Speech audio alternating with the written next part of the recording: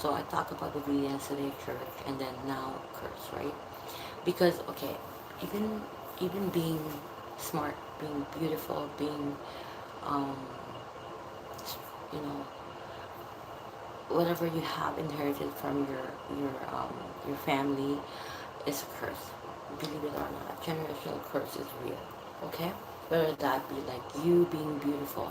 I went to the Philippines right just recently, and everyone's talking about how me and my cousin were like the and a lot of guys from other town would like every night we have all these people guys were courting us. And when I was to my cousin, she invited us to have like a dinner, and you know like it feels so nice. And my cousin was saying that, oh, this guy likes you, this guy was so in love with you, and I didn't know that.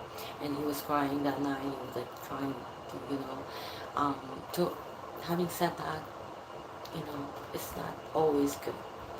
Like being pretty, being smart, it comes with responsibility, right? And I was just plain saying, oh, I didn't know that, but it's true. Like I was courted. I was really like guys, that's why even now it's hard for me to think I need to be courted. I need that. And otherwise, I'm not gonna. It's hard for me to and I live in Toronto, Canada. Everyone here is like, oh, do you want to date? Okay, let's date. I don't do that. I've never been. I've never been. Always. And then for people to um, judge me, they don't really know me. And most of them are my family. I can tell you how my own family would, judge me and misconcept who I am. But anyways, we were in the Philippines. So I was spending time with my cousin. Thank God it's not with my uncle who's not hearing this. That it's kind of like girls, right? So a lot of guys were like every night. There's guys from different towns who would be coming, bringing gifts and doing this singing and the guitar, whatever, so that they can even. And they when we go to a wedding, usually the wedding, they have these dance where all the girls are sit in a round, and then guys will go and dance. And obviously being pretty, me and my cousin, oh my god, they're all fighting over us. And then and then it caused sometimes a fight. And then every night my grandma, my mom, my aunt are like, my uncle, oh poor thing, my uncle died. Even my cousin was saying that, remember when when uncle died, that she was looking for his daughter, and he was like, so, and then he had a heart attack. It was like so crazy because my uncle, my aunt, he spent his most of his time trying to protect us from all these men, trying to. So I'm not saying I'm with my age. I have no wrinkles. I don't wear makeup. I don't do any, whatsoever. Um, in person, I'm still different. Like I'm looking way better than in camera or in photos. That's why I don't like photos. But I look way younger than I look. Um, when I fix my hair, I don't have any wrinkles. I do have eye bag because of the stress of life and all that. But I am lucky to be able to be blessed with that. A lot of girls will fight for it, but it is a curse. Like being smart, being beautiful, being um, have advantage of the wealth or the status of a family. It is a curse. Meaning it is a responsibility. Like look at me. I did not have the proper marriage. I was even I've been married twice, but I did not because one was fixed.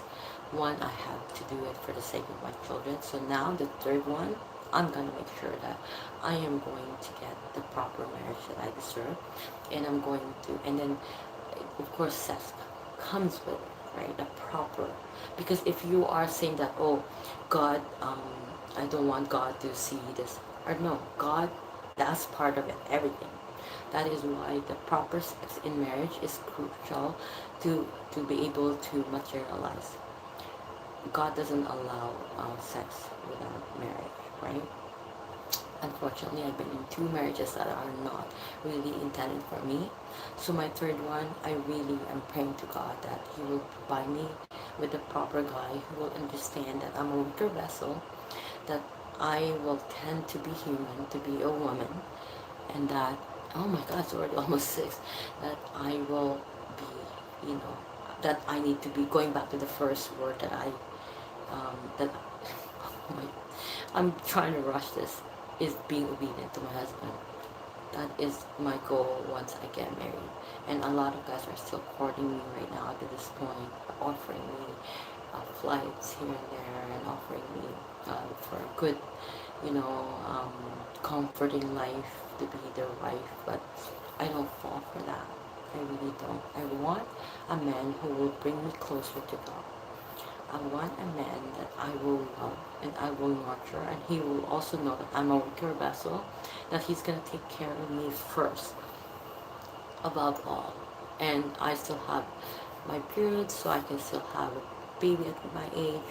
So I don't know what's in store for me, whether that be me having that. But if it doesn't happen, I'm willingly happy to go share the gospel.